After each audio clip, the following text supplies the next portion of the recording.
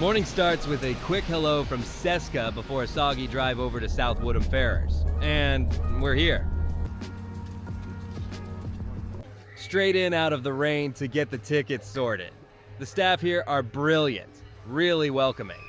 Once we've got the wristbands on, it's time to head through the doors and see what's actually inside.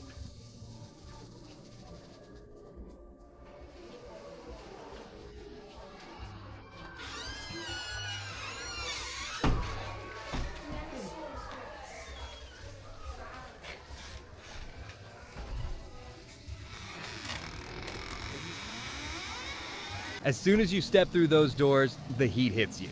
It's like being transported out of a rainy Essex morning and straight into the jungle. This part of the site really holds on to that old tropical wing soul. It's lush, it's green, and you can hear the birds everywhere. It's a massive contrast to the car park we just left.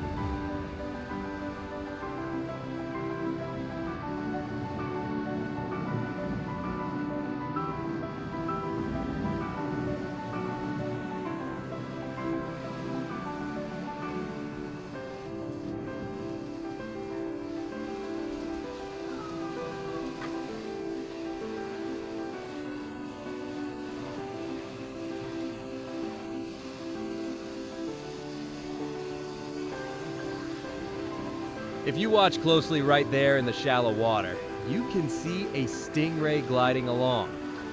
They're so well camouflaged against the bottom, it's easy to miss them if you're rushing through.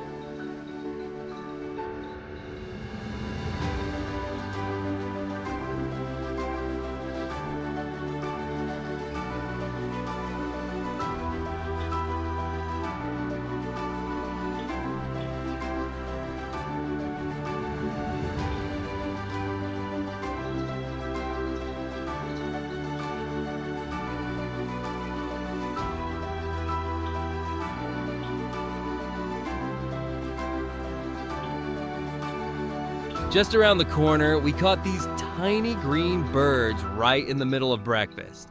They're absolutely tucking into the fresh fruit.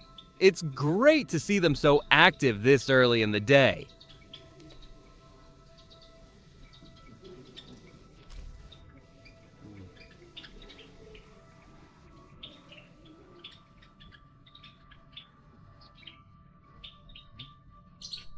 And right next door, separated by the mesh obviously, is the Nile Monitor. It's a pretty wild contrast seeing these delicate little birds living just inches away from one of Africa's most impressive predators.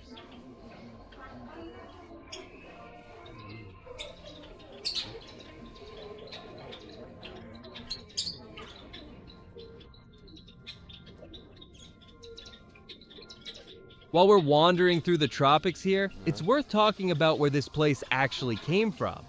For a lot of us in Essex, this will always be remembered as the legendary tropical wings. Back in the day, it was world famous for its butterfly house. It was a massive part of the community for years, but then, back in 2017, it suddenly closed its doors, which was a huge blow to the area. The site sat quiet for a while, but eventually it was reimagined and reborn as Call of the Wild Zoo. They've shifted the focus more toward conservation and rescuing animals that really need a specialized home. It's great to see that even though the mission has evolved, they've kept that immersive atmosphere alive. It's a bit of a survivor, this place, much like the animals inside. We're out in the fresh air now. First stop is the Paddocks, and you can't miss the goats. They're always the first ones to check if you've brought any snacks with you.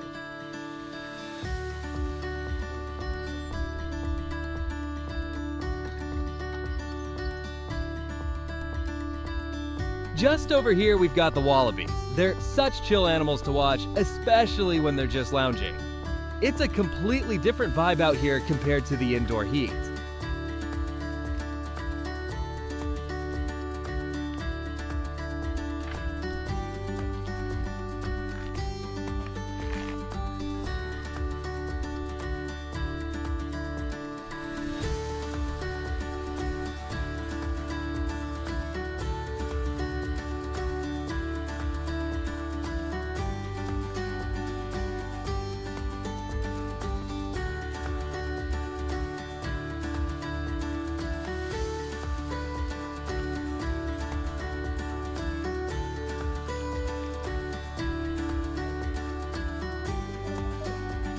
Now, I've been here a few times before, and one thing I've noticed is that they are constantly improving this place. Every time I come back, there's something new being built or a different species being added to the family. It really feels like the zoo is evolving every month. They're putting a lot of work into expanding the enclosures and making sure the rescue animals have the best possible setups. It's great to see a local spot growing like this.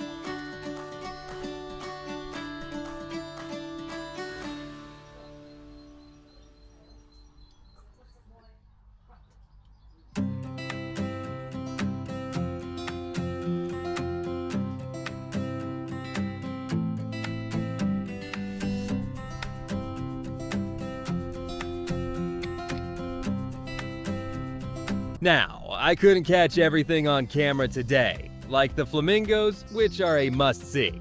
So you'll have to head over to their website to check out the full map and the rest of the animals they've got here. Price-wise, it's not bad at all. I paid £16 for my ticket, and the best part? Parking is completely free and there is loads of space, so you don't have to worry about the usual car park stress. I've put the link to their site in the description below so you can check out the latest prices and the cafe menu for yourself. Sometimes they're just not hungry, we'll reduce these to around 3 kilograms. There isn't much that does affect their hunger levels. Sometimes the weather will. The only main thing where we notice that their hunger levels will usually increase is when our penguins go through a period called molting season. Molting season is when they lose their outer layer waterproof feathers, and they essentially just regrow them. So all that is on show is their insulating fluffy layer. Now you may notice there's one just at the front here. She's looking a little bit brown and a little bit messy. She's currently in that molting period. We're just waiting for her to lose the rest of those waterproof feathers, and then she'll look a little bit messy for a couple of days before then going back to her nice, smooth, waterproof coat. Now, like I said, our little colony are African penguins. People don't usually expect penguins to come from Africa, but they are found on the southwestern rocky coast, and they are generally slightly more well adapted to that warmer environment. Now, like I mentioned with their molt, they do... That's our 9-minute look at how Call of the Wild is evolving. I really hope you enjoyed the walkthrough. If you did, do us a massive favor. Hit that like button and subscribe to the channel. It really helps us keep Documenting UK going. See you in the next one.